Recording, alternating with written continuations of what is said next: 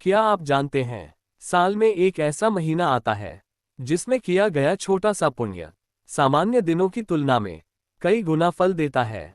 दान, तपस्या और भक्ति का ऐसा अद्भुत संगम सिर्फ एक ही महीने में देखने को मिलता है। उस पवित्र महीने का नाम है पौष मास। पौष मास हिंदू पंचांग के अनुसार मार्गशीर्ष के बाद और माघ मास से पहले आता है। यह महीना सूर्य के उत्तरायण होने का संकेत देता है, अर्थात अंधकार से प्रकाश की ओर यात्रा।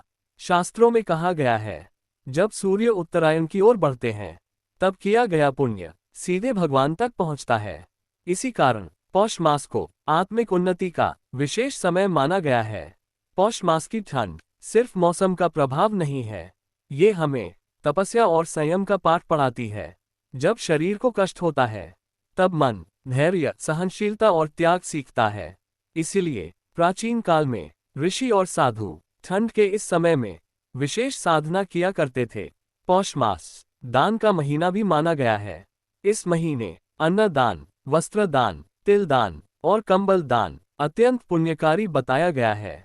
कहा जाता है, जो व्यक्ति ठंड में किसी जरूरतमंद को भोजन या वस्त्र देता है, भगवान स्वयं उसकी रक्षा करते हैं। दान केवल धन से नहीं, भाव से किया जाना चाहिए।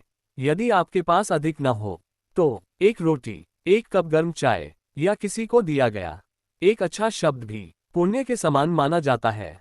पौष मास में कुछ सरल नियम अपनाकर विशेष फल प्राप्त किया जा सकता है।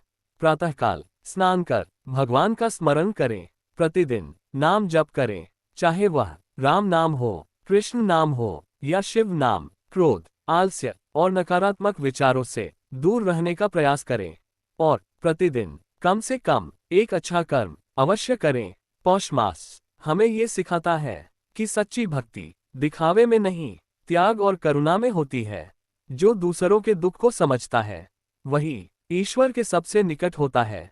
तो इस पौष मास में एक संकल्प लें, कुछ अच्छा करने का। यह महीना सिर्फ ठंड का नहीं, बल्कि पुण्य कमाने का एक सुनहरा अवसर है। जय श्री हरि।